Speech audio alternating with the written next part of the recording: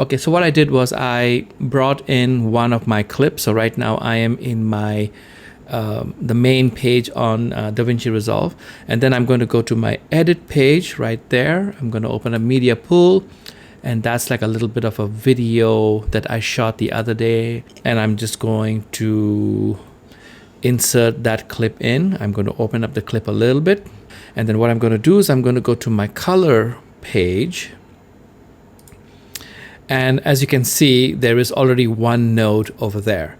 Now this is what I do is before I go into Dehancer, what I'm going to do is I'm actually going to make 3 nodes. This is something that I just do.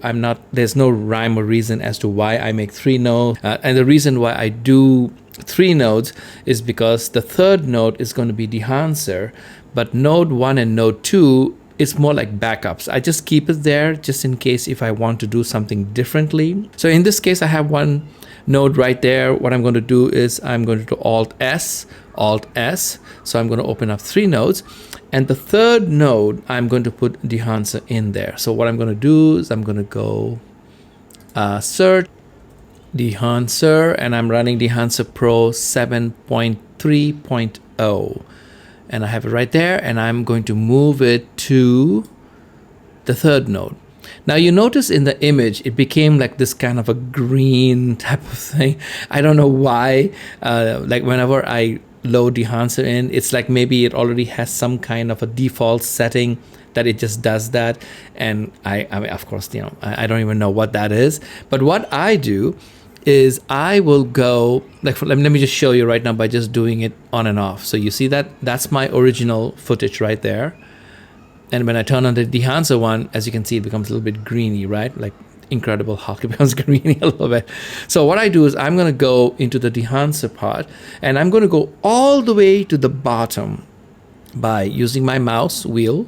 I'm going to go all the way to the bottom. And at the bottom, you see it says license info, check profiles, and disable all tools.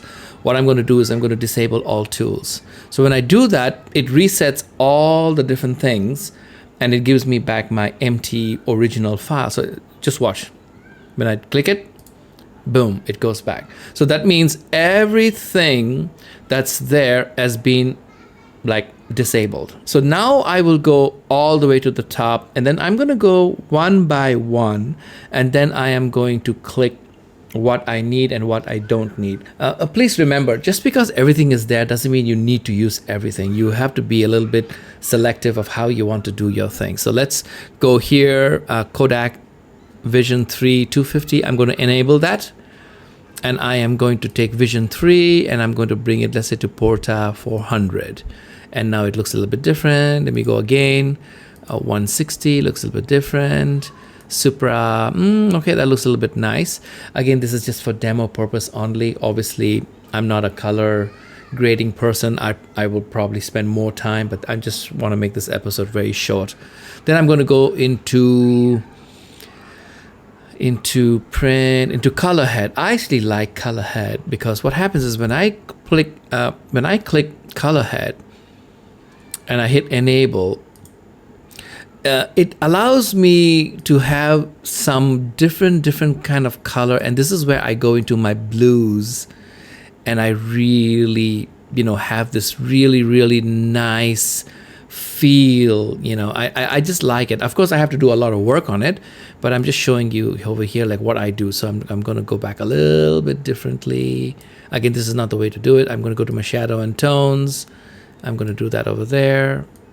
I'm going to bring this down a little bit. Again, this is just for demo, okay? So please don't look at it and say, oh my God, this guy's so bad in color grading. You're probably right. But you know what? I do get it. If you can see all my other episodes and all my other videos, you see I do end up getting it. But this is just a demo. So I'm going to enable the film grain. I don't want to do film grain right now. Halation, bloom. I don't really go for halation so much, but I don't mind the bloom part because the bloom part just gives me the little bit of a glow effect. So if I click enable, and then there's a mask mode over here. I don't know if you can see it on YouTube, but when I click it, it shows me very faint, like where all my glow bloom thing looks like. And then I can adjust it over here by bringing it up and down accordingly. I like to be a little bit soft on things. You know, I don't want it to be like in your face type of stuff. Film breadth, gate weave, I will enable gate weave. And actually, no, I don't want to do that. Lens zoom, no, nothing there. It's not enabled yet. So let's see, when if I enable it, it's going to show me all this film stock stuff, which is kind of nice. Super 16, it looks like that.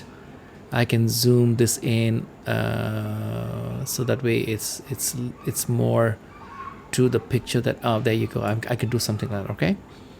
All right. So let's say pretend. Okay, let's just try a vignette. And the vignette, I want to expose, bring it down a little bit.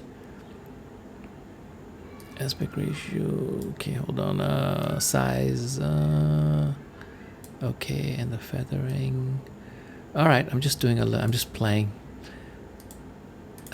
a little bit. Okay, so now let's assume like I spent so much time really making certain things, and this is the look that I came up with, and I'm satisfied with it. One function that I really like about, and this is actually a Davinci thing, is I could go over here, and then I can click, right click, and then I can do what is known as a grab still. Now what the grab still does, it grabs a still for me. I can, oh, there you go, gallery, and there's my grab still. And then you can see I have my power grade on, so I can take my still and I can put it into my power grade. And when I click my power grade, the still is right over there. Now the reason for this is because, let's say I spent like 2-3 hours setting up this entire look, and I want to be able to use this look on different projects. So instead of me going back to zero and fixing everything, I can actually, you know, kind of like, I can open up a different project. And I'm sorry, this street noise is distracting me. So I can open up a different project, and I can just open up this Dehancer power grade, and I can just double click it and just bring me the whole setup once again. So I don't have to remember every single thing. Of course, you need to tweak it. So that's like one thing right there, which is really beneficial. That's not a Dehancer thing, that's a Davinci thing. So once I have it, I can, you know, open up another project, open up another clip, and I can just use the same thing, which is kind of cool. When you get Dehancer, remember the license is only meant for what you are getting. That means if you get the license and you're using it for DaVinci Resolve, you can't use the same Dehancer plugin for, let's say, Final Cut Pro or Premiere, for example. Yeah, it's a little bit limiting. That means if you have DaVinci Resolve, you get the DaVinci one, and then it works in DaVinci. It's only, each license I think has two, it's called 2 seats. That means you can load it on 2 different computers, and then that's about it. You can't really, you know, load it on a 3rd computer or a 4th computer, or share it with somebody else or something of that sort. So there's a little bit of limitation. I'm not saying that that's a good thing or a bad thing. I'm just making you aware. So in case you end up buying it, I want you to know that you only get 2 license lifetime, and that's about it. But you know, if you want a 3rd one, you'll have to pay all over again. And of course, if you have 2 machines, and some people do that, they have DaVinci, because, you know, DaVinci is a very big color grading program. So people have DaVinci on one computer, and then they will have Final Cut Pro, maybe that's what they're using, on a different computer. So in that case, you can only get Dehancer for either the Final Cut Pro or the DaVinci one. You can't get one that serves both. So that's something just to make note. Thank you guys. I will see you, of course, in my next episode.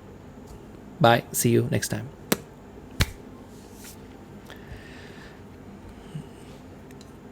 I like using my Wacom. It's really cool.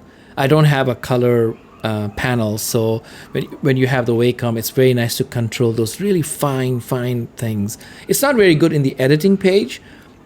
For that, I have a speed editor, but this is good in the color page, because when I'm in the color, like, I can really use my pen and move the, you know, the sliders a little bit more. I feel like I can go very minute details, and you know, editing is all about details. Of course, it's the little things that really makes all the difference in the world. Thank you guys. See you. Bye bye.